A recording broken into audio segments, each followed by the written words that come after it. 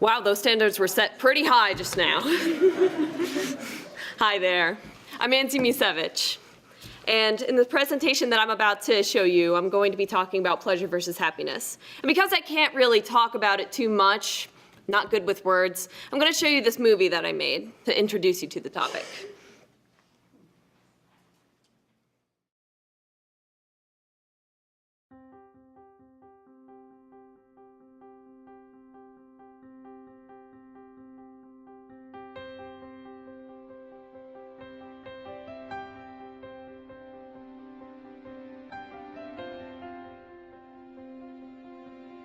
Hey, my name is Nick, though I suppose it's not terribly important. I live a peculiar life, yet it may seem rather mundane from the outside. I suppose you could consider me lucky. I have excellent friends and a beautiful girlfriend. My friends come to me for advice, and my girlfriend always greets me in the morning, happy to see me. She always says to me, "Hi, cutie. Walking this way?" A cute game of ours I've always enjoyed participating in. My parents couldn't be prouder. They've always had my back, no matter what, just as good parents should. Yet there's something wrong, because though I'm rarely ever alone, when I am, I feel a pain in my stomach, a growing emptiness inside as though there's nothing genuine in my actions. I could control every aspect of my life. I could manipulate the people around me when they don't do what I say. I could find new ways to get gratification and be the center of attention without having others truly despise me for my popularity. People naturally gravitate towards me, yet there's an arcane revelation parading around in my head, tauntingly and sadistically. I am not happy. I'm not bored with my life. I have toils and struggles too, and I thought that those experiences would act as a foil so I could continue to appreciate all the great aspects of my life, yet they don't. I can't even say I'm depressed, as I do believe my life has a purpose and I live a life that exceeds most expectations. I found myself pacing, growing more irritated by the second. I've tried controlling those around me more to get the rush and success and acknowledge that I'm in control of my destiny. I was wondering what we're supposed to do on the project. I tried texting you and... Oh, I'm sorry. I've been really busy. I'm working on the project right now. Just get it done. Yeah. You should make sure it's done. Yeah, no, okay. Yeah.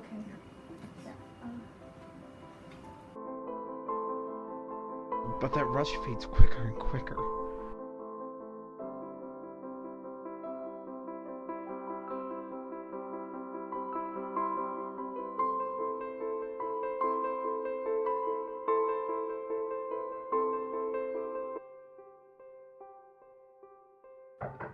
Come in. Hey, what's up, man? You gonna slam the courts with me? Don't you have, homework to do or something, man? Look, man, I wanted you on my team, but I get it. I've tried to change the game my girlfriend and I play by sarcastically answering her with a, "Yes, I am. Are you?" Her smile only wavered as the pit of my stomach grew darker. That's when she told me something that caused my heart to shatter. She had a piano performance a night ago, and I had missed it because I was too caught up in myself. I questioned how much I was giving her, to everyone. They gave so much to me, but I've taken it all without the thought of maybe I should give it back to them. I decided there needed to be a change. So that's just what I did.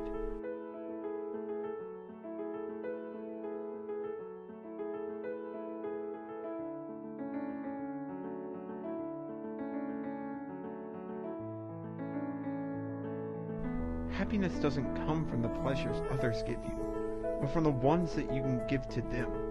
I suddenly had a sense of security I thought I had lost. Take a step and then Nancy moved and I was like... Aaron was about to crush me. And I was about to die. The void in my stomach started to fill up gradually.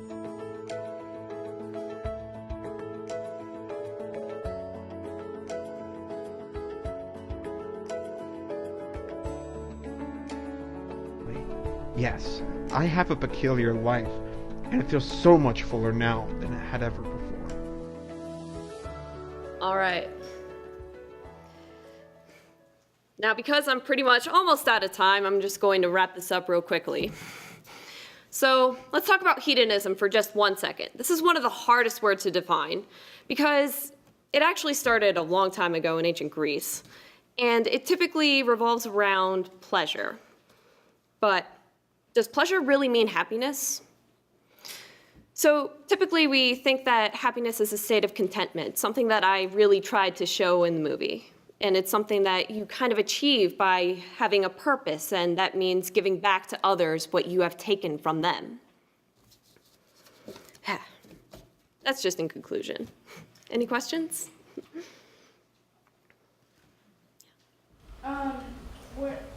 What made you think of this concept of defining the two?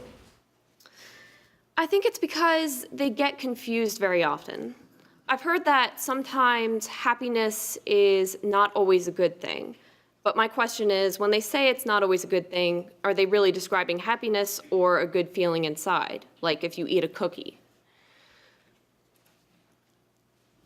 Was the character portrayed in your video here suffering from a form of depression, or was he just not satisfied with his relationships?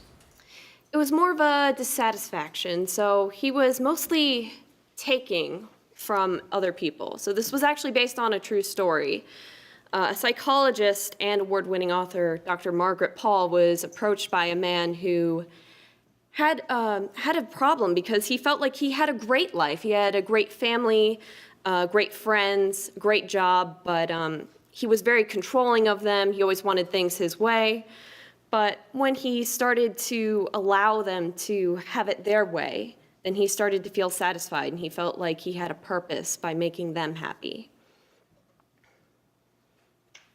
So now that you've studied these two seemingly positive things, do you tend to differentiate them more within your own life now that you know about them? Definitely. It definitely makes you feel like you want to be more giving. Try to find a more satisfying way instead of accepting the pleasures that are just in your life. Yes? Which one do you think is more important to you? Which one in terms of? Happiness or pleasure? Oh, definitely happiness. The whole thing is when you receive pleasure, typically the rush of getting that pleasure fades quicker and quicker the more that you get it. And so usually happiness, just being satisfied, not needing that pleasure, is usually a more fulfilling life choice, in my opinion. Thank you. Oh, sorry. Yes. Sorry, I kind of raised my hand the last second there. Hedonism is often, on a philosophical level, compared and contrasted to asceticism, which is the abstaining from pleasure. Having done studies into hedonism and happiness, do you think that there might be as much danger as abstaining from pleasure as there is in indulging in pleasure?